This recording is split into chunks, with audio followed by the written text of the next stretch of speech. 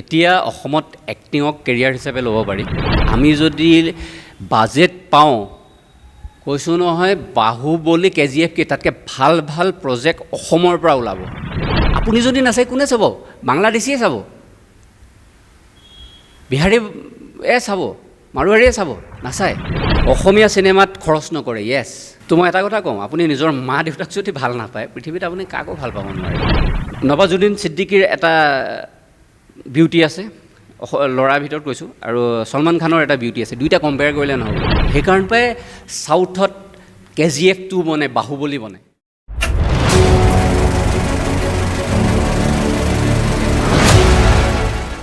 নমস্কাৰ, মই সাগৰ সংগম দিহিঙীয়া AN2 নিউজৰ বিশেষ অনুষ্ঠান ৰূপালীমলৈ আপোনালোক সকলোকে স্বাগতম জনাইছোঁ।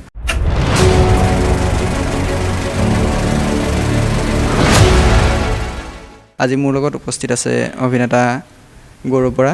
দাদা নমস্কাৰ। নমস্কাৰ। তো এতিয়া আপোনাৰ বৰ্তমান ৰঙত চিৰিয়েল চলি আছে স্নেহ বন্ধন। তো স্নেহ বন্ধনৰ আগত চলি আছিল বৃন্দাবন। দুইখন চিৰিয়েল লগতে চলি আছিল। হয়, কিবা অসুবিধা হৈছিলে? নাই, অসুবিধা বুলি তেনেকৈ নহয়। একচুৱেলি দুখন চিৰিয়েল একেটা চেনেলত চলি থাকিলে এটা প্ৰব্লেম হয় মানে কি, তোমাৰ নিজৰে কেৰেক্টাৰটো মানুহে লওঁতে বহুত মানে দিগদাৰ পায়। কাৰণ তুমি এখন চিৰিয়েলত বেলেগ এটা কেৰেক্টাৰ কৰি আছা, বেলেগ এখন চিৰিয়েলত বেলেগ এটা কেৰেক্টাৰ কৰি আছা, তো সেইটো কাৰণে দিগদাৰ হয়। সেইটো কাৰণে সাধাৰণতে প্ৰডিউচাৰ বা ডাইৰেক্টৰে সেই কামটো নকৰে। কিন্তু এইটো মোৰ সকলোৰে আশীৰ্বাদ যে মই এইটো সুযোগ পালোঁ। কাৰণ স্নেহ বন্ধনখন এৰিবলগীয়া হ'লে মোৰ মানে বেয়া লাগিলেহেঁতেন, কাৰণ এইটো বহুত ষ্ট্ৰং কেৰেক্টাৰ আৰু এটা চেলেঞ্জিং কেৰেক্টাৰ। তো সদায় নতুন নতুন কেৰেক্টাৰ কৰি মোৰ ভাল লাগে। তো তেনেকৈ মই গেটআপত অলপ কষ্ট কৰিলোঁ, গেটআপটো চেঞ্জ কৰি দিলোঁ পূৰা। তো তেনেকুৱা আৰু কিছুমান প্ৰব্লেম হয়। শ্বুটিং বা ডাবিং একেলগে চলি থাকিলে দুখন চিৰিয়েল মিলাবৰ কাৰণে বহুত দিগদাৰ হয়, কাৰণ আমি বহুত বেছি সময় কাম কৰিব লাগে অসমীয়া আৰ্টিষ্টে। কাৰণ আমাৰ বাজেট কম কাৰণে আমি একেদিনাই বহুত বেছি সময় কাম কৰোঁ, মানে হেৰিয়ৰ কাৰণে। গতিকে ধৰক এইটো অলপ কষ্ট হয় দুখন চিৰিয়েল একেলগে কৰিবলৈ, কিন্তু মোৰ ইমান দিগদাৰ নহ'ল। কিয়, প্ৰণৱ, বিবেক আৰু বাপা আহমেদে মোক বহুত হেল্প কৰিলে। তেওঁলোকে চিডিউল মিলাই লয়। ইভেন এনেকুৱা হৈ গৈছে, বাপা দাই প্ৰণৱ দাৰ লগত কথা পাতি লৈছে, মানে মোৰ কোনদিনা ডেট মই বৃন্দাবনত কৰিম, কোনদিনা স্নেহ বন্ধনত কৰিম। তো সেইখিনি মোৰ আটাইতকৈ পজিটিভ আছিল। ইয়াৰ আগতেও আপুনি দুখন চিৰিয়েল লগতে কৰিছে। এখন আছিল জোনাকত, এখন ৰঙতে আছিল। এক আবেলি ৰামধেনু আৰু অভিমান, দুইখন খুব ভাল চিৰিয়েল আছিলে। দুইটা কেৰেক্টাৰ খুব ষ্ট্ৰং কেৰেক্টাৰ আছিলে আৰু মানুহে খুব ভাল পাইছিলে এইখন সময়ত। তো এইখন সময়তো সেই একেই প্ৰণৱ দা আছিলে, আৰু প্ৰণৱ দাৰ পাপুদা মানে ৰূপকমল হাজৰিকা, তেওঁৰ কথাটো হ'ল কি, তেওঁ অকণমান বেলেগ ধৰণৰ ডাইৰেক্টৰ। তেওঁক যিটো বস্তু লাগে সেইটোৱে লাগিব, তেওঁ কেতিয়াও কম্প্ৰমাইজ নকৰে। দৰকাৰ নহ'ব শ্বুটিং, বা এনেকৈ শ্বটটো লাগে, ধৰা কোনোবা এজন খোজকাঢ়ি আহিছে, কথাখিনি কৈছে, ওলাই গৈছে, যদি তেওঁ অকণমান ভুলো কৰে নহ'ব, তেওঁক সেইটোৱে লাগিব, আৰু তেওঁ লাগি থাকিব, বহুত সময়লৈকে ল'ব পাৰে, তেওঁ বহুত টেক্স ল'ব পাৰে। উল্টা প্ৰণৱ দা অলপ বেলেগ। প্ৰণৱ দা মানে কি হয়, যদি দেখিছে আৰ্টিষ্টটো এনেকৈ কাম কৰিব পৰা নাই, লগে লগে তেওঁ বেলেগ ধৰণে গুচি যায়, যে এনেকৈ অ'কে, এনেকৈ কাম কৰিব পৰা নাই। তো প্ৰণৱ দাই আকৌ সেইটো ভাঙি দিয়ে, শ্বটটো ভাঙি দিয়ে, যে লৈ যাওঁ এনেকুৱা তেনেকুৱা। আৰু সেইখনতো মোৰ 12 বাজি গৈছিল। তো এদিন এনেকুৱা হৈছে, মই 7:30 মানত মই অভিমানৰ লোকেশ্যন পাইছোঁ। প্ৰণৱ দাই 7:30ৰ পৰা মোৰ শ্বুট ষ্টাৰ্ট কৰিছে। 9:30, 10টা মানৰ ভিতৰত 4-5টা চিনৰ মোৰ যিখিনি পৰ্চন আছিলে গোটেইখিনি মাৰি ফিনিছ কৰি দিছে। তাৰপিছত মই তাৰ পৰা ওলাই মই আবেলি ৰামধেনু, তেতিয়া শ্বুটিং হৈছিলে তোমাৰ এইখন কি নাৰায়ণা হস্পিটেল যে আছে তাৰ অপ'জিটত, আৰু তেতিয়া দুখন ব্ৰিজ নাছিল, এখন ব্ৰিজ আছিল। তুমি ট্ৰেফিকত ফচিলা মানে মৰি গ'লা। আমাৰ এনেকুৱাও ইনচিডেণ্ট আছে, আবেলি ৰামধেনু কৰিবলৈ যাওঁতে 7টা বজাত আমাক পিক আপ কৰিছে, মানে তেতিয়া মোৰ নিজৰ গাড়ী নাছিল, মই শ্বুটিঙৰ গাড়ীতে যাওঁ। 7:30 পিক আপ কৰিছে, আমি লোকেশ্যন পাইছোঁ 1:30 বজাত ট্ৰেফিকত ফচি। আৰু এদিন এনেকুৱা হৈছে, আমি তাৰপৰা 8:30, 9টা মানত ওলাইছোঁ, ৰুম পাইছোঁহি প্ৰায় 12টা, 12:30মান বজাত ট্ৰেফিকত ফচি। তো তাৰপিছত গৈ আকৌ মই আবেলি ৰামধেনু কৰিছোঁ। তো মই মানে কি, প্ৰণৱ বিবেক তেওঁ মোৰ চিগালৰ ছিনিয়ৰ আছিলে। তো আৰু প্ৰণৱ দাৰ কাম কৰা ষ্টাইলটো বৰ বেলেগ ধৰণৰ, তো এইটো দেখিছাই তুমি নিজেও। তো প্ৰণৱ দাৰ লগত থাকিলে মই ভয় নকৰোঁ মানে। প্ৰণৱ দা কালি সুধিলোঁ, প্ৰণৱ দা আপুনি পাৰ্মিশ্যন দিবনে? প্ৰণৱ দাই হ'ব কৰা বুলি যদি কৈ দিলে, তেতিয়া মোৰ আৰু চিন্তা নাই। আৰু আবেলি ৰামধেনু চৰিত্ৰটো সম্পূৰ্ণ বেলেগ আছিল অভিমানতকৈ, আৰু চৰিত্ৰটো আপুনি বহুত কষ্ট কৰিবলগীয়াও হৈছিল, মই অনুভৱ কৰোঁ। তাৰমানে আবেলি ৰামধেনু চৰিত্ৰটো কি হ'ল, তেতিয়া মই কেৰেক্টাৰটো এনেই খুব ষ্ট্ৰং কেৰেক্টাৰ আছিল। তো অভিমানখনো কৰি আছিলোঁ। যেতিয়া আবেলি ৰামধেনু টেলিকাষ্ট হোৱালৈকে আমাৰ অভিমান অলৰেডি টেলিকাষ্ট হৈ গ'ল। আবেলি ৰামধেনু পিছত টেলিকাষ্ট হৈছিলে। মানে আশা নকৰা ধৰণে অভিমানক মানুহে লৈ ল'লে। ছুপাৰ ডুপাৰ হিট বুলি ক'ব পাৰি সেইখন সময়ত। জোনাক চেনেলটোৰ সেইখন সময়ত যিমান TRP আছিলে তাৰ 90% অকল অভিমানৰ TRP, বাকী 10%হে বাকী গোটেই প্ৰগ্ৰেমবোৰ মিলাই। আৰু অভিমান আজিও টেলিকাষ্ট কৰি থাকে, জোনাকে DY।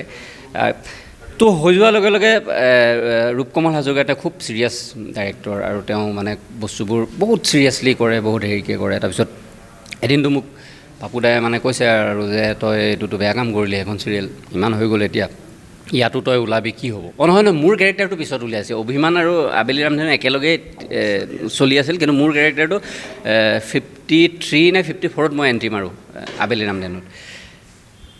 তো টেনশ্যন হৈ গ'ল, কি কৰিম এতিয়া। এদিন মানে যিদিনা পাপুদাই ক'লে তই আমুক তামুক কৰিলে, অলপ পাপুদা আৰু মোৰ নিজৰ দাদাৰ দৰে, তেওঁ বহুত গাইডো কৰে, কেতিয়াবা নিজৰ ভাই টাইপত গালিও পাৰে। তো বেলেগ এটা ৰিলেশ্যন আমাৰ। তো সেই পাপুদাই তেনেকৈ অলপ কোৱাৰ পিছত সেইদিনাটো মোৰ টোপনি নাই। ৰাতি 2টা বজাত উঠি মই মানে কি কৰোঁ নকৰোঁ হেৰি কৰি মই টিভিটো অন কৰি দিলোঁ। কোনোবা এটা চেনেলত ডন চলি আছিলে। ৰাতি 2:30 বজাত মই পাপুদাক ফোন কৰিছোঁ, শুই থকাৰ পৰা উঠাই কৈছোঁ, পাপুদা মই ভইচটো ভাঙি দিম। বোলে ভইচটো ভাঙি দিম মানে? মই বোলো মই ডনত অমিতাভে যিটো খেল খেলিছিল তেনেকুৱা অলপ খেল এটা খেলোঁ। তাৰপিছত কৈছে আবে এতিয়া নাকামুৰিবি আৰু, কাইলৈ ৰাতিপুৱাই মোৰ শ্বুটিং আছে। বোলো তাৰপিছত তেতিয়া আছিলে দীপক দা ৰেকৰ্ডিষ্টৰ হেড আছিলে। তো দীপক দাহঁতে মোক বহুত হেল্প কৰিছে। য়াচিনুৰ আছিলে, দীপক দা আছিলে, ধ্ৰুৱ আছিলে।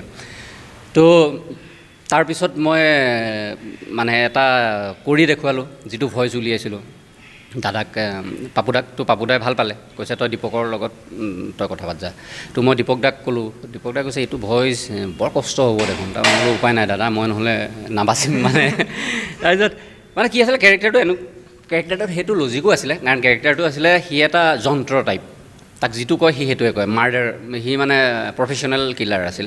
তো যোনে পইচা দিয়ে সি তাকে মাৰি দিয়ে। যেতিয়া সি ৰেখা কেৰেক্টাৰটোক লগ পাই, ৰেখাক আচলতে মাৰ্ডাৰ কৰিব দিছিল, কিন্তু তাৰ ছোৱালীজনী দেখি এটা মোহ জন্মি গ'ল। গৈ সি ছোৱালীজনীক লৈ গুচি গ'ল মানে। তো সি লাহে লাহে মই সি মেচিনৰ পৰা মানুহ হয়। তো ময়ো সেই ভইচটো কমাই আনিছোঁ। তো মোৰ এনেকুৱা আছিলে, এটা চিন কৰাৰ পিছত তেতিয়াতো আৰু 4-5খন চিৰিয়েলৰ তাতে ডাবিং হয়, 2টা ষ্টুডিঅ' আছিল। তো বহুত দিগদাৰ মানে, এজন ডাবিং কৰিব গ'ল আৰু 2-3জন অলৰেডি লাইনত থাকে। কিন্তু তথাপি মোক দীপক দাই, মোৰ আজিও মই থেংকছ টু দীপক দা, মানে দীপক দাই মই এটা চিন কৰাৰ পিছত মোৰ ডিঙি ফুলি যায়, শিৰচি ফুলি যায়, সেইটোত মানে ইমান জোৰ দি ভইচটো উলিয়াবলগীয়া হয়। তো দীপক দাই এটা চিন কৰাৰ পিছত দীপক দাই মোৰ ৰেষ্ট দি আকৌ বেলেগ এজনক মাতি অকণমান কৰাইলে আকৌ মোক মাতে, এনেকুৱা। তো সেই বস্তুখিনি চবৰে সহায় কাৰণে হৈছিল। আৰু মানে থেংকছ টু গড যে মানুহে সেইটো কেৰেক্টাৰো ভাল পালে, 2টা কেৰেক্টাৰ আদৰি ল'লে। সেই কেৰেক্টাৰটোৰ পিছত মানে মই আপোনাৰ লগত চিনাকি হৈছোঁ সেই চিৰিয়েলখনৰ পৰাই। মানে এনেকুৱা লাগিছিল যে আপোনাৰ মাতটো যদি অৰিজিনেলি তেনেকুৱা হয়, মানে কথা বতৰা পাতিবলৈ মোৰ ভয় লাগিছিল প্ৰথম। মই তেতিয়া যলৈ গৈছিলোঁ, কিবা প্ৰগ্ৰেমত যেতিয়া মোক মাতে, তেতিয়া চবেই অকল সেই ভইচটো উলিয়াবলৈ দিয়ে, আৰু সেই বস্তু উলিয়াবৰ সময়ত ফাটি যায় মানে। আৰু জোনাক চেনেলটো তেতিয়া চবতে নাছিল। জোনাক নাছিল তেতিয়া, অকল কেবুলত আছিল, DTHত নাছিলে। তথাপি তেতিয়া ইমান বেছি পপুলাৰ, আৰু আজি বহুত ঠাইত মই যেতিয়া যাওঁ মোক মানুহে মনত ৰাখে। অকল বহুত চিৰিয়েল কৰিলোঁ জীৱনত, তো মোক সেই জেমছ আৰু অভিমানৰ কাৰণে মনত ৰাখে। তো আপুনি খুহুতীয়া চৰিত্ৰও কৰিছে, কমেডিও কৰিছোঁ। আচলতে কমেডি বস্তুটো হ'ল বহুত টাফ ছাবজেক্ট এটা। কমেডিটো টোটেল ডিপেণ্ড কৰে টাইমিং। তো সেইটো কাৰণে মই কৰিছোঁ 2-3টা প্ৰজেক্ট। কিন্তু মই তেতুন তামুলী কৰিছিলোঁ। তেতুন তামুলীখন প্ৰভাত আৰু স্মিতা বৰ্মনে ডাইৰেকশ্যন কৰিছিল। তো প্ৰভাত গোস্বামীৰ প্ৰডাকশ্যনৰ আছিলে।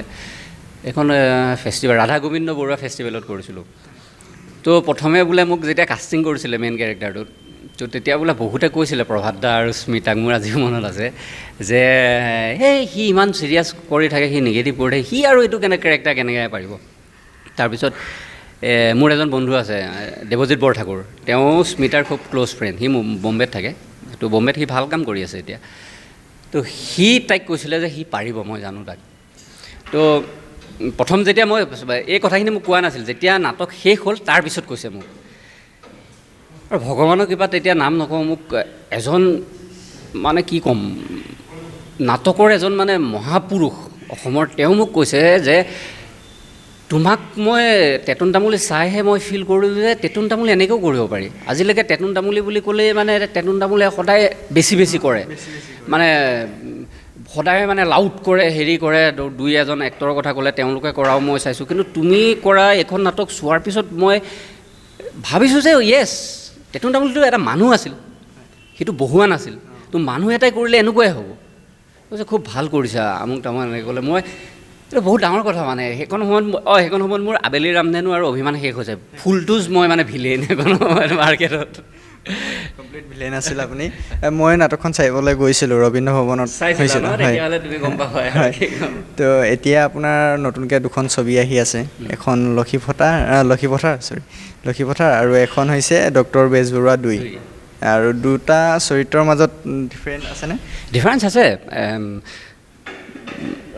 তোমাৰ ডক্টৰ বেজবৰুৱা 2 হ'ল এখন ফুলটো এণ্টাৰটেইনমেণ্ট মুভি তাতে কোনো লজিক নাই মানে কোনো লজিক কিবা কিবি বিচাৰিলে তাই অকল সেইখন মানে এখন এণ্টাৰটেইনমেণ্ট কৰিবৰ কাৰণে বনাইছে আৰু সেইখন তাতেতো গোটেই অসমৰ আটাইতকৈ ডাঙৰ ছবি বুলি কয় তাতে আদিল হুছেইন ছাৰ আছে জুবিন দা আছে ই ৰাজা মানে সিদ্ধাৰ্থ গোস্বামী আছে নিপন গোস্বামীৰ ল'ৰা তো নিপন গোস্বামী তেওঁ নিজে আছে আৰু বাকী গোটেইখিনি আৰ্টিষ্টেই আছে অসমৰ প্ৰায় আৰু তাৰে টেকনিকেল গোটেই টিমটো বাহিৰৰ তো হৃদয় গগৈ কেমেৰা কৰিছে খুব ভাল কাম কৰিছে সি বম্বেত থাকে তো আমাৰ অসমৰে ল'ৰা কিন্তু সি বাহিৰত এতিয়া নেটফ্লিক্সৰ কাম কৰি আছে তো সি কৰিছে তো গোটেই পিকচাৰখনৰ কোৱালিটিয়ে বেলেগ আৰু আমাৰ কেৰেক্টাৰবোৰ মই তাতে মেইন নিগেটিভ লিড কেৰেক্টাৰটোৱে কৰিছোঁ তো সেইখনৰ জোনটো বেলেগ সেইখনত মানে ফুলটো এণ্টাৰটেইনমেণ্ট আৰু কিন্তু লক্ষীপথাৰখন হ'ল এখন বেলেগ চিনেমা লক্ষীপথাৰ অসমীয়াৰ বুকুৰ মাজত সোমাই থকা এটা নাম তো বিশেষকৈ বেছি মই নকওঁ যিখিনিয়ে লক্ষীপথাৰ জানে তো তেওঁলোকে জানেই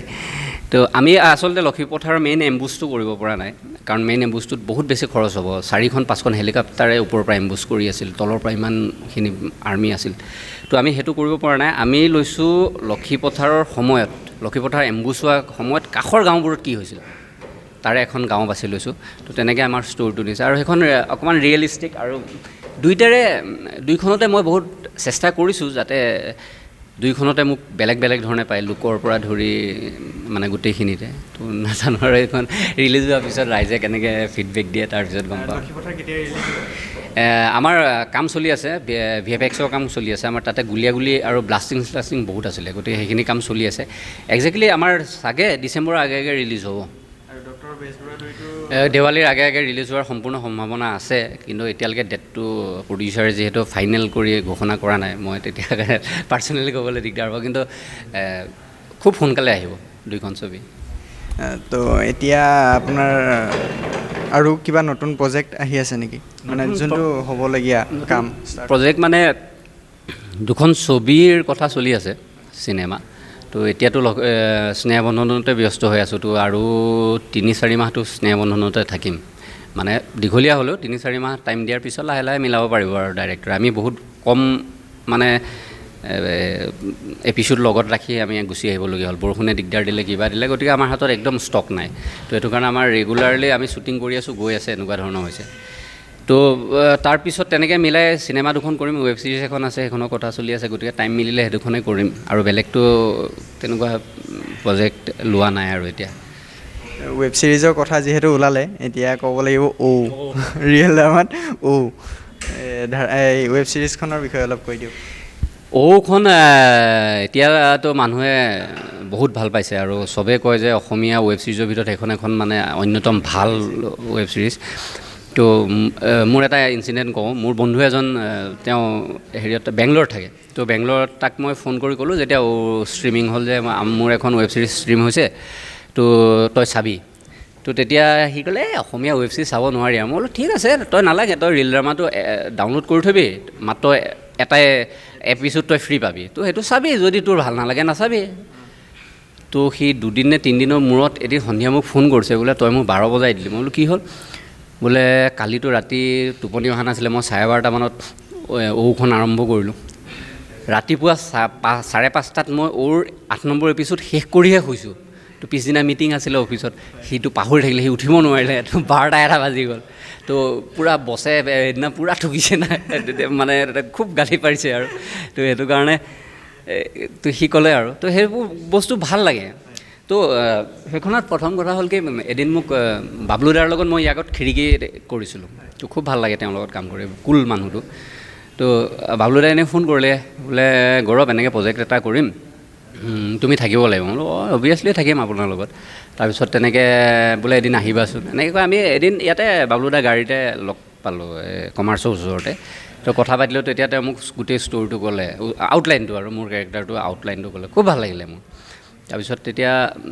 মই বোলো মই সদায় মানে চেষ্টা কৰোঁ যে কেৰেক্টাৰটোৰ লগত গেট আপটো যাওক তো মই সেইটো কাৰণে ওপৰা ওপৰিকৈ বহুত কাম নকৰোঁ তো যেতিয়া মই মোৰ গেট আপটো সেই কেৰেক্টাৰটোৰ লগত যোৱাকৈ মই কৰিব পাৰোঁ মই তেতিয়াহে কৰোঁ তো সেইখন সময়ত মই বিশেষ কাম লৈ থোৱা নাছিলোঁ তো তেতিয়া মই ক'লোঁ যে মই কি কৰোঁ এনেকৈ তাৰপিছত সেইখন সময়ত ক'লে যে নাই ঠিক আছে তুমি এনেকুৱা কৰা তেনেকৈ ডিজাইন কৰিলোঁ তাৰপিছত অনুপ দা আছিলে অনুপ বৰুৱা তো লাষ্টত যেতিয়া দাড়ি চুলি দীঘল কৰি দিলোঁ দাড়ি চুলি দীঘল কৰাৰ পিছতো কেৰেক্টাৰৰ সেই ডিফাৰেঞ্চটো অহা নাই তো তেতিয়া অনুপ দাই ক'লে যে অনুপ দা আৰু বাবলুদাই দুয়োটাই কথা পাতি ক'লে যে তুমি এটা কাম কৰা হেয়াৰটো কালাৰ কৰি দিওঁ যিহেতু সি ইমান ধনী মানুহ তো হেয়াৰটো কালাৰ কৰিব পাৰে সি অভিয়াছলি তো পাংকুদাৰ ওচৰলৈ লৈ পঠাই দিলে মোক হেৰিয়ে কথা পাতি অনুপ দাই তো পাংকুদাৰ ওচৰলৈ গ'লোঁ তাৰপিছত সেয়া কৰি সেইটো আৰু গেট আপ আৰু শ্বুটিঙত বিৰাট জমিছে তো বাহুৰ নাম ছাৰ মোৰ গুৰু চিগালৰ আৰু ছাৰক বহুত বেছি সন্মান কৰোঁ বহুত বেছি মানুহ আৰু বিৰাট ভয় লাগে ছাৰে মোক বহুত গালি পাৰিছে মানে মোৰ সদায় দেৰি হয় তেতিয়া মই যেতিয়া চিগালত আছিলোঁ মই কলেজো কৰি আছিলোঁ তো আহোঁতে সদায় মোৰ দেৰি হয় আৰু ছাৰে মোক বিৰাট গালি পাৰে এইটো লৈ সেই ছাৰৰ আগত মই চিগাৰেট টানি আছোঁ ছাৰ মোৰ সন্মুখত হাতযোৰ কৰি থিয় হৈ আছে কেনেকুৱা এটা চিটুৱেশ্যন হ'ব তুমি নিজেই ভাবিছোঁ লাষ্টত ছাৰক মই যেতিয়া শ্বটটো হৈ গ'ল ছাৰক কৈছোঁ ছাৰ বেয়া নহ'ব ছাৰে কৈছে হ'ব দে তই আগতেও যে তহঁতি খাইছিলি মই গম পাইছিলোঁ বোলে তো সেইটো বেলেগ এক্সপিৰিয়েঞ্চ ছাৰেতো বেলেগ লেভেলত এক্টিং কৰিছে এইখনত তো ছাৰৰ লগত সেইখন কৰিলোঁ তাৰপিছত সিহঁতে গোটেইখিনি মানুহ আছিলে আলোকজ্যোতি বৰুৱা তেখেতক শইকীয়া আলোকজ্যোতি শইকীয়া তো বাচ্চুদাক মই প্ৰথম পালোঁ বৰ ভাল এক্টৰটো এক্টৰে বৰ ভাল মানুহ তেখেত ৰাজীৱ মোৰ পুৰণা বন্ধু আমাৰ তিনিটাই বেছি আছিল একেলগে বাকী ছাৰটো ছাৰে আৰু বাকীখিনি যিখিনি লগত আছে ৰূপম দাৰ লগত বহুত কাম কৰিছোঁ অচিন্তক পাইছোঁ অচিন্তৰ লগত মই অপাৰেশ্যন কাজিৰঙা কৰিছোঁ তো তেনেকৈ যে গীতাৰ্থক নতুনকৈ পালোঁ কিন্তু এনেই তাক জানো কিন্তু কামত নতুনকৈ পালোঁ তো তেনেকৈ গোটেইখিনিৰ লগত কাম কৰিলোঁ খুব ভাল লাগিলে এখন কৰিলোঁ ভাল লাগিল কাৰণে আউটপুটটো তেনেকুৱা ওলাইছে হয় হয় সকলোৱে ভাল পাইছে আৰু এইটো বস্তু আমাৰ কি হয় অসমত একচুৱেলি আমাৰ আৰ্টিষ্টে বহুত কম ৰেমুনেশ্যন পাওঁ তো যেতিয়া কামটোৰ এপ্ৰিচিয়েশ্যন পাওঁ ভাল চবেই ভাল পায় তেতিয়া খুব ভাল লাগে পইচা কম হ'লেও মানে লাগে আৰু যে য়েছ কিবা এটা ভাল কাম কৰিছোঁ এতিয়া শেষৰ ফালে আহিছোঁ অনুষ্ঠানটো বেছি দীঘলীয়া নকৰোঁ গৌৰৱ বৰা অভিনেতা গৌৰৱ বৰা কেনেকৈ হ'ল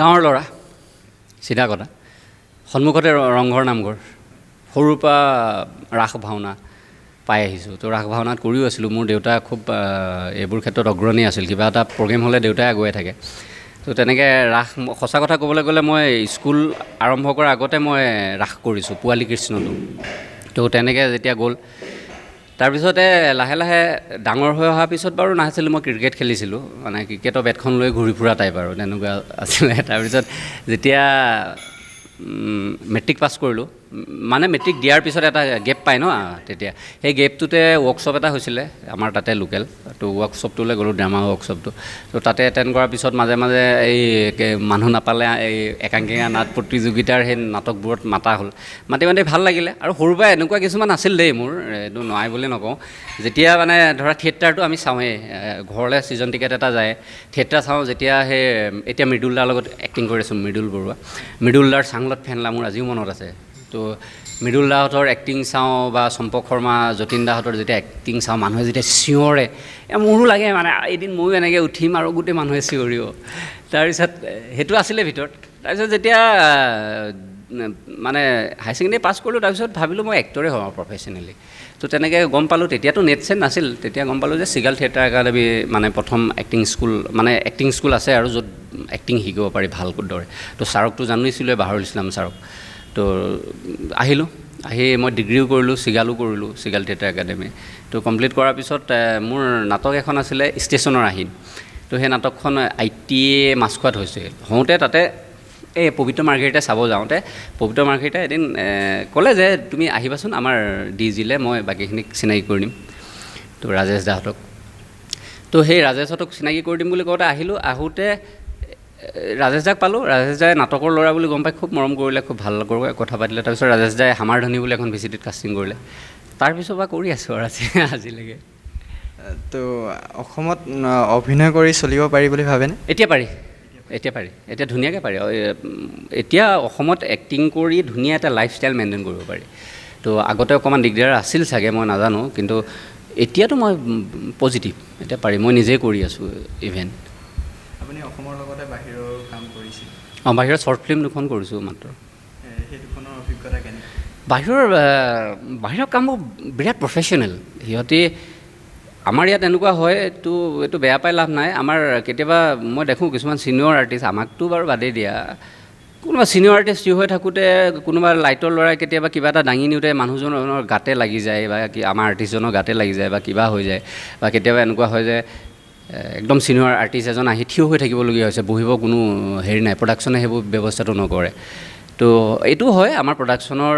মানে বহুত কম পইচাত কাম কৰিবলগীয়া হোৱাৰ কাৰণে প্ৰডাকশ্যনে কিছুমান বস্তু কম্প্ৰমাইজ কৰিবলগীয়া হয় বাট মই ভাবোঁ কি তুমি এই লাইনটো এণ্টাৰটেইনমেণ্ট লাইন এইটো ধনী মানুহৰ লাইন ইয়াতে তুমি তোমাৰ মাথাত কোনো পিষ্টল থৈ কোৱা নাই যে তুমি এখন চিৰিয়েল কৰিবই লাগিব তুমি এখন চিনেমা প্ৰডিউচ কৰিবই লাগিব তুমি যদি নোৱাৰা ভাই নকৰিবা চিম্পল কথা তুমি নামাতিলে ময়ো কাম কৰিব নাহোঁ মই বেলেগ কাম কৰি থাকিম তো যদি তুমি মাতিছা আৰ্টিষ্টজনক তুমি সন্মান দিয়া তেওঁৰ প্ৰাপ্যখিনি দিয়া আৰু নিদিয়াটো ভুল কথা তো বাহিৰত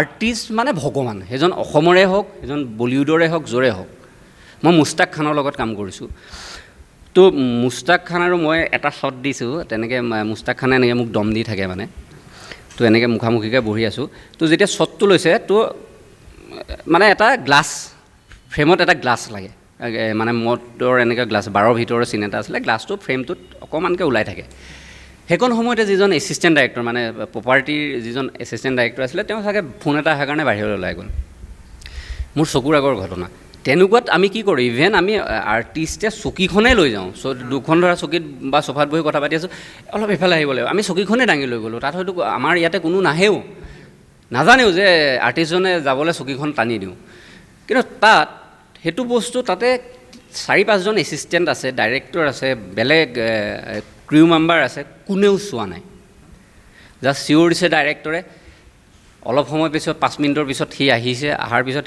সি বস্তুটো প্লেচ কৰিছে তাৰ পিছতহে শ্বটটো লৈছে কেনেকুৱা প্ৰফেশ্যনেল সিহঁতে তোৰ কাম তই কৰিব লাগিব তোৰ কাম বেলেগ কোনেও নকৰে আৰু সিহঁতে আৰ্টিষ্ট মানে ভগৱান ৰাতিপুৱাই আহিব কি খাব তোমাৰ পৰা মেনু লৈ যাব সুধি যাব তাৰপিছত তুমি ঠাণ্ডা খালে লগালগ যিমান দূৰত হওক ঠাণ্ডা থাকিব কিবা থাকিব আৰু এটা মই আইচাৰ মটৰ্ছৰ এড এটা কৰিছিলোঁ এইফালে কৰিছিলোঁ নলবাৰী কোনোবা এডোখৰ ভিতৰৰ ঠাইডোখৰ নামটো পাহৰি গ'লোঁ তাত তোমাৰ ইমান ভিতৰতো দৈ মিঠাই মানে লাঞ্চৰ সময়ত সিহঁতৰ সেইটো মানে ধুনীয়াকৈ সিহঁতে কাম কৰে তো সিহঁতৰ সেইটো আমাৰ হ'লে ধৰা কোনোবা এটাই ভৰাই দিলে হৈ গ'ল তাৰপিছত বাৰু মই শুনিছোঁ আৰু যেতিয়া বাহিৰলৈ ওলাই গৈছোঁ তেতিয়া শুনিছোঁ তাক যে ডাইৰেক্টৰে গালি পাৰিছে কাৰণ মুস্তাক খানৰ দৰে এজন এক্টৰ 5 মিনিট বহি থকাটো বহুত ডাঙৰ কথা তেওঁলোকৰ কাৰণে চৰি কৈ মানে তৎ পোৱা নাই ডাইৰেক্টৰে মানে 10বাৰমান চৰি কৈছে ৰাকেশ সাৱন্ত আছিল ডাইৰেক্টৰ তো তেওঁ 10বাৰমান মুস্তাক ভাই বুঢ়া মত মাননা মোক ক'ব আৰে গৌৰৱ ভাই বুঢ়া মত মাননা হা 2 মিনিট ফোন লেকে বাহিৰ চে লাগে আমাৰ ইয়াত অলপ অভাৱ আমাৰ ইয়াতে কি হয় আমাৰ ইয়াতে মই পইচাটো ল'লেই মই প্ৰফেশ্যনেল হৈ গ'লোঁ কিন্তু মই টাইমত গৈছোঁ নে নাই মই ডাইৰেক্টৰৰ বিচমতে কাম কৰিব পাৰিছোঁ নাই মই কো আৰ্টিষ্টক দিগদাৰ দিছোঁ নেকি তো সেইখিনিহে প্ৰফেশ্যনেলিজিম মোৰ মতে দেই তো পইচাটোতো লাগিবই এইটো কামেই কৰোঁ ভাই যিহেতু এইটো মোৰ ব্ৰেড বাটাৰ তো সেই দুটাৰ অকণমান ডিফাৰেঞ্চ পালোঁ বা সেই বস্তুটো ইউনিটতো হয় আৰ্টিষ্ট এজনে ৰাতিপুৱা 7টা বজাত কল টাইম দি ৰাতি 11টালৈকে কাম কৰিব লাগে আৰে ভাই মানুহ হয় আমি ইমান গৰমত এতিয়া বাৰু আমাৰ স্নেহবন্ধনতো তেনেকুৱা হৈছে কিয় আমাৰ স্নেহবন্ধনত আমাৰ হাতত ষ্টক নাই কাৰণে আমি কষ্ট কৰিবলগীয়া হৈছে কিন্তু মেক্সিমাম চিৰিয়েলৰ ডাইৰেক্টৰে তেনেকৈ কাম কৰে আমিও বাধ্য হৈ যাওঁ কৰিবলৈ কাৰণ আমি যদি নকৰোঁ বুলি কওঁ আমি নকৰিব লাগিব বন্ধ কৰি দিব লাগিব এতিয়া সেইটো কৰিব নোৱাৰোঁ যিহেতু জীৱনত অকল এক্টিঙে কৰিলোঁ বেলেগ একো নকৰিলোঁ তো কথাটো হ'ল কি বাজেট কম তো সকলোৱে যদি লাগে যে আমাক বাজেট লাগে কিয় ই ৰঙত বা জোনাক বা NK এতিয়া আৰম্ভ হৈছে ৰেঙনি কিয় তেওঁলোকে বাজেট নিদিব তেওঁলোকৰতো ইমান এড আহে তোমাৰ ইউটিউবত এটা এপিচোডত 300-400K ভিউজ তো তেওঁলোকেতো পইচা নোপোৱা নহয় তেওঁলোকেও পইচা পায় তো হয়তো বেলেগ বলিউডত বা বাহিৰত যিমান পায় তাতকৈ অলপ কম পাব পাৰে, কিন্তু ইমান কম পইচা কিয় দিয়ে?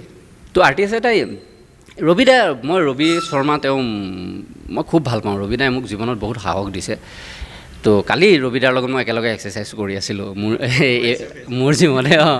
তো সেই ৰবি দাই মানে কয় কিছুমান কথা। এজন ডাইৰেক্টৰক কৈছে মোৰ সন্মুখতে যে তহঁতি কিয় ভাব যে ইমান সময় কাম কৰিব পাৰিব? তহঁতৰ হোৱা নাই, দেন তহঁতি সেইটো কথা পাত, তহঁতি বঢ়া। তহঁতি কিয় ভাব যে আৰ্টিষ্ট এজনে ইমান সময় কাম কৰিব পাৰিব? আৰ্টিষ্ট এজনে কিয় জিম যাব নোৱাৰে? আজি কিশোৰ, ভগৱানে তাৰ আত্মাক শান্তি দিয়ক, তো তাৰ লগত মোৰ খুব ভাল ৰিলেশ্যন আছিল। মানে মই তাক লগ পাইছিলোঁ বৃন্দাবনৰ প্ৰথম চিডিউলটোত। তোৰ লাষ্টত সি ট্ৰিটমেণ্টৰ কাৰণে শেষ কৰিব নোৱাৰিলে, সি গুচি গ'ল। কিশোৰ আজি এইটো কিয় অৱস্থা হ'ল? কিয় জানা? গান এটাৰ শ্বুট কৰিব লাগে, ধুনীয়া এটা লোকেশ্যন লাগে বুলি আৰ্টিষ্টখিনিক লৈ কোনোবা এনেকুৱা এডোখৰ ঠাইত গুচি যাব, খোজকাঢ়ি হওক কিবা কৰিয়ে হওক, তো ধুনীয়াকৈ গানটো কৰিব। সেইকণ সময়ত কিন্তু আৰ্টিষ্টক যে খাবলৈ লাগে বা খোৱাখিনি সময়ত দিব লাগে, সেই বস্তুটো চাগে দিয়া নাই। সেইটো কথা সি মোক নিজেই কোৱা কথা। তাৰ পেটৰ যেতিয়া আমিতো চবেই ভাবি আছিলোঁ প্ৰথমে গেছ হৈছে।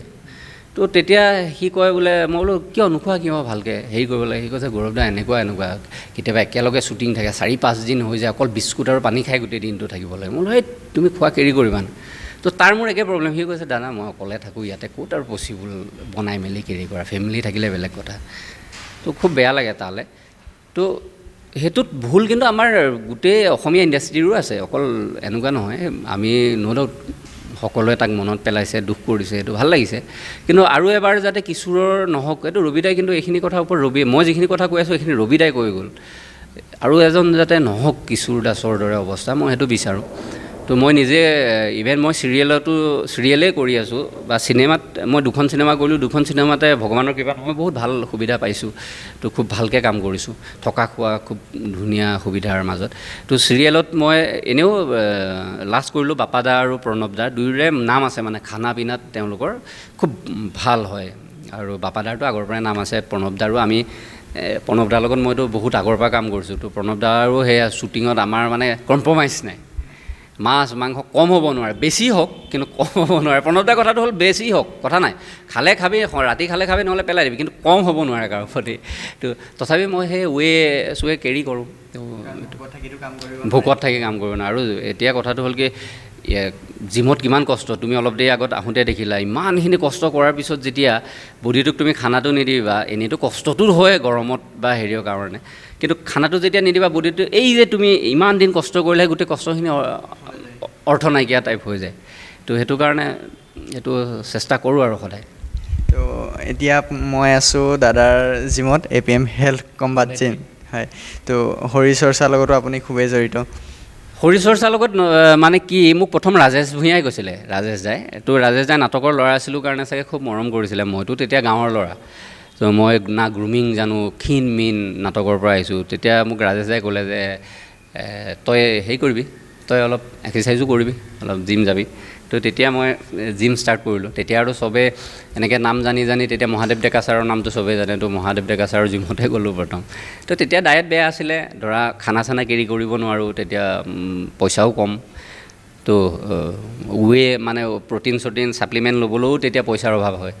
চিন্তা কৰিব লাগে এটা ল'বৰ কাৰণে, কাৰণ মোৰ ঘৰৰ পৰা এইটোত ছাপৰ্ট নাছিলে। দেউতাৰ এটাই কথা আছিলে যে তই এক্টিং কৰি থাকিলে মই তোক একো নিদিওঁ, বেলেগ কৰ, চাকৰি কৰ, বিজনেছ কৰ, যি লাগে তাকে দিম। যেতিয়া মোৰ দাদা আৰু ভাইটিয়ে চাকৰি পালে দুয়ে, তাৰপিছৰ পৰাহে মই মানে ভালকৈ টাইম দিব পাৰিছোঁ। তো তাৰপিছত আহি 2018ত মই বিনয় সোণোৱালক লগ পালোঁ। বিনয় সোণোৱালক লগ পোৱাৰ পিছত মই বিনয় সোণোৱালৰ আণ্ডাৰ ট্ৰেইনিং কৰোঁতে তেতিয়া মই এক্সাৰচাইজটো আচলতে বেছি ভাল পাব শিকিলোঁ, জানা হ'লোঁ মানে যেতিয়া তেনেকৈ ডেফলি সোমাই গ'লোঁ। তাৰপিছত লকডাউনত তেওঁ ঘৰলৈ গুচি গ'ল, দুলীয়াজানৰ আছিলে। তো যেতিয়া মোৰ ডক্টৰ বেজবৰুৱা কাষ্টিং হৈছে ফাইনেল, মোৰ অডিশ্যন হৈছিল, প্ৰথমটো মোবাইলত দিলোঁ, তাৰপিছত মই তাতে অফিচত গৈ দিলোঁ প্ৰাগৰ। যেতিয়া ফাইনেল হ'ল মোক ৰাজেশ দাই এটা কথাই সুধিছিল, এইটো ৰাজেশ দাৰ আশীৰ্বাদ দেই, এইখনতো ৰাজেশ দা আৰু মনজিৎ দাৰ কাৰণে মোৰ কাষ্টিং হ'ল। তো তেওঁলোকে মোৰ প্ৰথম অডিশ্যনটো দিয়াৰ সুবিধাটো কৰি দিলে। তো তেতিয়া মোৰ অলপ বাল্কি হৈ আছিলোঁ, মই চিৰিয়েল কৰি আছিলোঁ, হেৰি কৰি আছিলোঁ, অলপ বাল্কি আছিলোঁ, খাই হৈ আছিলোঁ আৰামছে। মোক তেতিয়া ক'লে যে তই ৱেট কিমান কমাব পাৰিবি, মানে মই আদিল হুছেইন ছাৰক মই কিডনেপ কৰি লৈ যাওঁ তাৰপিছত আদিল হুছেইন ছাৰৰ মুখাখন পিন্ধি মই মানে কামবোৰ ডক্টৰ বেজবৰুৱাৰ কামবোৰ কৰি থাকোঁ বেয়া কামবোৰ কৰি থাকোঁ তো হেৰিয়ৰ সন্দেহ হৈ যায় জুবিনদাৰ তো তেনেকুৱা আছিলে তো আদিল হুছেইন ছাৰ আৰু মোৰ অলপ দেখাততো গড়গতি মিল আছে কিন্তু মই সেইকাৰণে মই শকত হৈ আছিলোঁ তো আদিল হুছেইন ছাৰ ক্ষীণে হৈ আছিলোঁ আদিল হুছেইন ছাৰ তেতিয়া কমৰ আছিলে 32 মোৰ 36 তো মোক ৰাজেশাই ক'লে যে তই কিমান কমাব পাবি ৱেট মই বোলো দাদা মোৰ হাতত সময় কিমান আছে বোলে শ্বুটিং তোৰ এইখিনি হোৱালৈকে 40 দিন পাবি বিনয় সোণোৱাল নাই বিনয় সোণোৱাল যোৱাৰ পিছত মোৰ লগৰ যিকেইজন বন্ধু আছিলে জিমমেট চবেই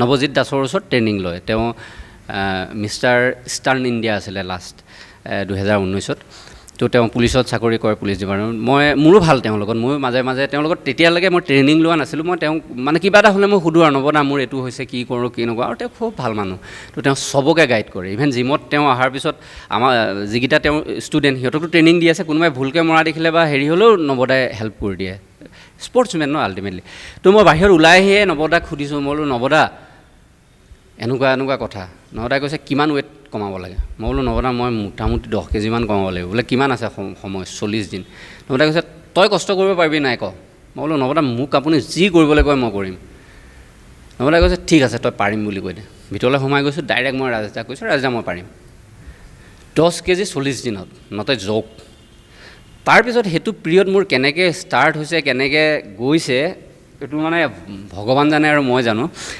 মোৰ এইকণ সময়ত নাম ল'বই লাগিব কৃষ্ণমোহন দাস তো মোৰ বন্ধু তো সি মোক বহুত চাথ দিছে কাৰণ নৱদাই মোক অনলাইন গাইড কৰি থাকে তো মাজে মাজে নৱদা আহে মানে মই ট্ৰেইনিং কৰি থাকোঁতে কিন্তু নৱদা সদায় আহিব নোৱাৰে নৱদা আৰু এটা জিম আছে তো সি কৃষ্ণ মোৰ লগত এনি টাইম আছিলে চিনেমা কাষ্টিং হোৱালৈকে ইভেন এই APM হেল্থ কম্বেট জিম দূৰ হয় কাৰণে সি বেলেগ এটা জিমত যায় কিন্তু সি সেইকণ সময়ত পূৰা মোক চাথ দিছিলে মানে একদম মোৰ শ্বুটিং হোৱালৈকে তাৰপিছত সি আকৌ ওচৰৰ জিম এটাত গৈ আছে বহুত দূৰ হয় মই থাকোঁ ভেটাপাৰাত মোৰ এনেকুৱা দিনো আছে মই ভেটাপাৰাৰ পৰা ইয়ালৈ খোজকাঢ়ি আহোঁ জিমলৈ আহি ইয়াত 2 ঘণ্টা কাৰ্ডিঅ' কৰোঁ কাৰ্ডিঅ' কৰি মই ইয়াৰ পৰা আকৌ খোজকাঢ়ি যাওঁ তাৰ হেৰিয়লৈ এই ভেটাপাৰা চাৰিআলিলৈকে জুৰোড তিনিআলিৰ পৰা তো তেনেকৈ কষ্ট কৰি লাষ্টত ইণ্টাৰেষ্টিং যিকেইযোৰ ড্ৰেছ মানে মই আৰু দাদাই একেলগে পিন্ধিব লাগে মানে হেৰি আদিল হুছেইন ছাৰে পিছত মোৰ 32 হৈ গ'ল আদিল হুছেইন ছাৰৰ 36 হৈ গ'ল অসমত কাই মোলে চিলোৱা মানে ৰেডি কৰা কষ্টিউমটো আদিল হুছেইন ছাৰে পিন্ধিছে আদিল হুছেইন ছাৰলৈ ৰেডি কৰা কষ্টিউমটো মই পিন্ধিছোঁ উল্টা হৈ গ'ল সেইখনতো মানে প্ৰায় শ্বুটিঙৰ কাম হৈ গৈছে একদম শেষ চব শেষ তাতে চবেই হৈ গৈছে খালি মিউজিকৰ কাম চলি আছে বুলি মই জানো আৰু তাৰে গানকেইটাতো সেই পুৰণা গানকেইটাই আছে আৰু জুবিন দাই ৰিমেক কৰিছে আৰু লগতে বেকগ্ৰাউণ্ডো জুবিন দাই কৰি আছে এইখনৰ আটাইতকৈ প্লাছ পইণ্ট গম পোৱা আৰু জুবিন দাৰ মিউজিক মানেতো গম পাইছে আৰু সেইটো অসমৰ নহয় গোটেই ভাৰতৰ মানুহে জানে ভাৰতৰ তেওঁকতো ৱৰ্ল্ডে জানে গোটেই মানে পৃথিৱীয়ে জানে বুলি ক'লে পৃথিৱীত যিখিনি অসমীয়া মানুহ আছে জানেই যিখিনি ভাৰতীয় মানুহ আছে তেওঁলোকেও জানে শেষত আপুনি অভিনয়ৰ এই নতুন দিশটোত আহিব বিচৰা নতুন ল'ৰা ছোৱালীসকলক কি ক'ব বিচাৰে সকলোকে কওঁ যে এতিয়া অসমত এক্টিঙক কেৰিয়াৰ হিচাপে ল'ব পাৰি তো তাৰ কাৰণে কিন্তু কেইটামান বস্তু লাগিব এনেই ফটোশ্বুট এটা কৰি বা মই এক্টৰ হওঁ বুলি গুচি আহিলে নহ'ব শিকি বুজি আহিব লাগিব এক্টিংটো বহুতে কয় এক্টিংটো শিকা বস্তু নহয় সেইটো মানে কি ব্লাডত থাকে কিবা এনেধৰণে কয় বাৰু তো মই নাজানো সেইটো সঁচা হ'ব পাৰে মই ইমান ডিপলি নাজানো কিন্তু এটা কথা ক্ৰাফ্টটো জানিবই লাগিব ক্ৰাফ্টটো নাজানিলে এক্টিং কৰিবলৈ খুব দিগদাৰ হয় বিশেষকৈ কেমেৰাত কাৰণ কেমেৰাত এটা চিনৰে এটা ইম'চনেল চিনৰ ক্ল'জ বেলেগকৈ হ'ব মাষ্টাৰ বেলেগকৈ হ'ব অভাৰ শোল্ডাৰ বেলেগকৈ হ'ব গতিকে সেই তিনিটাত ইম'চনটো কেৰি কৰিবলৈ হ'লে ক্ৰাফ্টটো নাজানিলে সেইটো নোৱাৰে বা কিছুমান থাকে মানে কেজুৱেল এক্টৰ বুলি যাক কয় তেওঁ হয়তো আপোনাতকৈ ভাল এক্টিং কৰি দিব কিন্তু তেওঁ সেইটো একেলগে কেৰি কৰিব নোৱাৰিব তো সেইটো কাৰণে এক্টিং শিকাৰ মেইন বস্তুটো হ'ল ড্ৰামা নাটক কৰিলে এক্টিং শিকিব পাৰি আৰু পঢ়া শুনা কৰিলে সদায় কি হয় কেৰেক্টাৰ এটা ভিজুৱেলাইজ কৰাত বহুত সুবিধা হয় যেতিয়া আপুনি গল্প এটা পঢ়িব বা উপন্যাস এখন পঢ়িব তো আপোনাৰ মগজুতে সেই গোটেই ছবিখিনি আহি থাকে তো পিছত কেৰেক্টাৰ এটা ধৰক মাৰ্ডাৰাৰ এটা কেৰেক্টাৰ কৰিব লাগে আপুনিতো মাৰ্ডাৰাৰ হৈ যাব নোৱাৰে মানুহ মাৰিব নোৱাৰে তো আপুনি সেইটো ডিজাইন কৰিব লাগিব মাথাত তো সেই ডিজাইন কৰিবলৈ হ'লে পঢ়াখিনিয়ে বহুত সহায় কৰে মোক সহায় কৰিলে মোৰ দেউতাই খুব পঢ়া শুনা কৰা মানুহ আছিল তেওঁ মোৰ ঘৰত বহুত কিতাপ আছিল তো ময়ো পঢ়া শুনা কৰিছিলোঁ তেনেকৈ বহুত পঢ়িছিলোঁ গল্প উপন্যাস তো সেইটোৱে মোক বহুত সহায় কৰিলে তো শিকি বুজি আহক নিজৰ গ্ৰুমিংটো বহুত ডাঙৰ কথা আপোনাক স্ক্ৰীণত ধুনীয়া লাগিবই লাগিব ধুনীয়া মানে মই এইটো কৰা নাই যে একেবাৰে বগা চগা 6 পেক থাকিব লাগিব ন নৱাজুদ্দিন ছিদ্দিকীৰ এটা বিউটি আছে ল'ৰাৰ ভিতৰত কৈছোঁ আৰু সলমান খানৰ এটা বিউটি আছে দুইটা কম্পেয়াৰ কৰিলে নহ'ব তো আপুনি হয়তো সলমান খানো হ'ব পাৰে বা নৱাজুদ্দিন ছিদ্দিকীও হ'ব পাৰে বাট আপোনাক দেখি পৰিপাতি ধুনীয়া লাগিব সেইটো গ্ৰুমিং বুলি কয় সেইটো এটা মেইন ইম্পৰ্টেণ্ট বস্তু সেইটো শিকিব লাগিব এক্টিংটোতো শিকিবই লাগিব বাকী অমায়িক হ'ব লাগিব সঁচা কথা আপুনি ভাল মানুহ হ'বই লাগিব ভাল এক্টৰ হ'বলৈ হ'লে ভাল মানুহ হ'বই লাগিব আপুনি যদি ভাল মানুহ নহয় তেতিয়াহ'লে ভাল এক্টৰ হ'ব নোৱাৰে গতিকে ভাল মানুহ হ'বলৈ চেষ্টা কৰক এক্টিং শিকি বুজি আহক তো আজিকালি বহুত অডিশ্যনছ হৈ থাকে আৰু আটাইতকৈ সুবিধা হৈ গ'ল আজি আপুনি ধৰক ধেমাজিতে থাকে লখিমপুৰতে থাকে যোৰহাটতে থাকে নলবাৰীতে থাকে মেটাৰ নকৰে আপুনি যেতিয়া গম পায় যে অডিশ্যন এটা হৈছে বা কিবা হৈছে আজিকালি সব অনলাইন অডিশ্যন হয় আপুনি ধুনীয়াকৈ নিজৰ ভিডিঅ'টো কৰি ধুনীয়াকৈ পঠাই দিলে কাষ্টিং হ'ল তো আপোনাৰ কাষ্টিং হোৱাৰ পিছতো আপুনি আহিব পাৰে গুৱাহাটীলৈ এনেকুৱা নহয় যে গুৱাহাটীত আহিবই লাগিব তো সেইখিনি বহুত সুবিধা আছে খালি শিকি বুজি ধুনীয়াকৈ আহিলেই হ'ল তো আজিকালি অসমত এক্টিঙক কেৰিয়াৰ হিচাপে ল'ব পাৰে আমাৰ দৰ্শকসকলৰ বাবে কিবা এটা কৈ দিয়ক চাওক মানে মই মেক্সিমাম শুনো মানুহৰ যে আমি অসমীয়া চিৰিয়েল চিনেমা নাচাওঁ তো মই এটা কথা কওঁ আপুনি নিজৰ মা দেউতাক যদি ভাল নাপায় পৃথিৱীত আপুনি কাকো ভাল পাব নোৱাৰে গম পাই আছে নিজৰ পৰিয়ালটোক যদি আপুনি সন্মান কৰিব নাজানে মৰম কৰিব নাজানে আপুনি পৃথিৱীত কাকো মৰম কৰিব নাজানে কাকো সন্মান কৰিব নাজানে চাউথৰ যিকেইখন ষ্টেট আছে বহুত ডাঙৰ নহয় অসমতকৈ বহুত ডাঙৰ ষ্টেট নহয় সমানেই হ'ব কিন্তু তেওঁলোকে নিজক ইমান বেছি ভাল পায় সেইকাৰণে চাউথত KGF-2 বনে বাহুবলী বনে সেইখন ৰিজনেল চিনেমা অসমত যেনেকৈ চিনেমা হয় তাতো ৰিজনেল চিনেমা অসমীয়া চিনেমাত খৰচ নকৰে য়েছ কাৰণ আমাৰ প্ৰডিউচাৰসকলে পইচাটো ঘূৰাই নাপায় যিহেতু তেওঁ 40 লাখ 50 লাখ টকা এইকেইখন এতিয়াতো 1 কোটিৰ ওপৰত লাগে চিনেমা এখন বনাবলৈ সেয়াই 40-50 লাখ বা 1 কোটি টকা লৈ যি খৰচ কৰিব আহিছে সি 3 কোটিও খৰচ কৰিব 5 কোটিও খৰচ কৰিব কিন্তু তেওঁতো ঘূৰাই পাব লাগিব ঠিক আছে আপুনি চিৰিয়েল চাবলৈ সময় নাপায় মই মানি লৈছোঁ কিন্তু আমি নাচাওঁ কিয় নাচাব আপুনি অসমীয়া মানুহ আপুনি যদি নাচায় কোনে চাব বাংলাদেশীয়ে চাব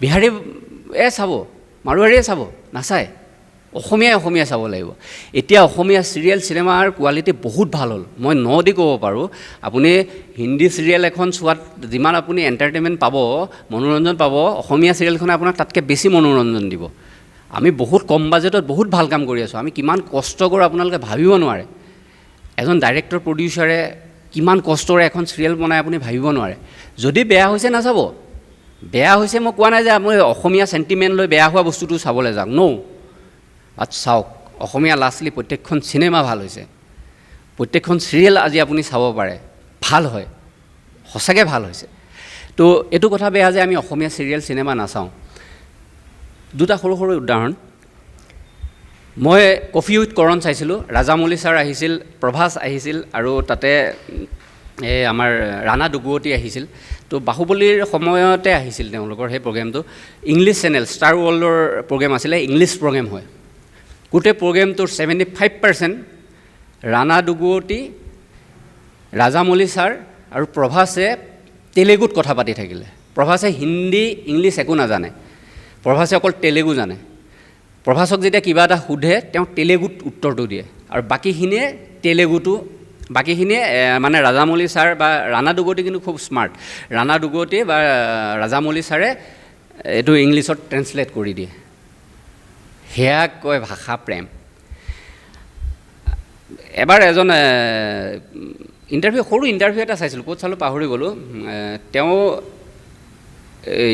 হেৰিয়ৰ কোনটো আছিল MGM নেকি MGMৰ এনিমেশ্যনৰ তেওঁ হেড আছিল ইঞ্জিনিয়াৰ তো তেওঁ কিবা এটা কথা সোধোতে তেওঁ কৈছিলে যে নাই মইতো কৰোঁ কিন্তু মই চিনেমা চাওঁ আমাৰ তামিল চিনেমা যেতিয়া USA থাকে তেওঁ য'ত আছিল তাতো তামিল চিনেমা লাগে কিন্তু কৈছিলে যেতিয়া তামিল চিনেমা আহে তেতিয়াহে মই চাওঁ নহ'লে ইংলিছ চিনেমা চোৱা নাযায় ভাবি চাওক MGMৰ তেওঁ এনিমেশ্যন হেড তো তেওঁ তামিল চিনেমা যেতিয়া যায় তামিল হয় তেখেত তামিল চিনেমাহে চায় তেওঁ ইংলিছ চিনেমাৰ বিষয়ে তেওঁ ক'ব নোৱাৰে বা তেওঁ নকয় তেওঁ কাম কিন্তু তাতে কৰে সেইটোক কয় জাতি প্ৰেম এনেই ফেচবুক কিবাত লিখি জাতি প্ৰেম কৰি লাভ নাই হয়তো য়েছ আমাৰ কিছুমান ক্ষেত্ৰত ভুল থাকিব পাৰে, আমি কম বাজেটত কাম কৰিবলগীয়া হোৱাৰ কাৰণে।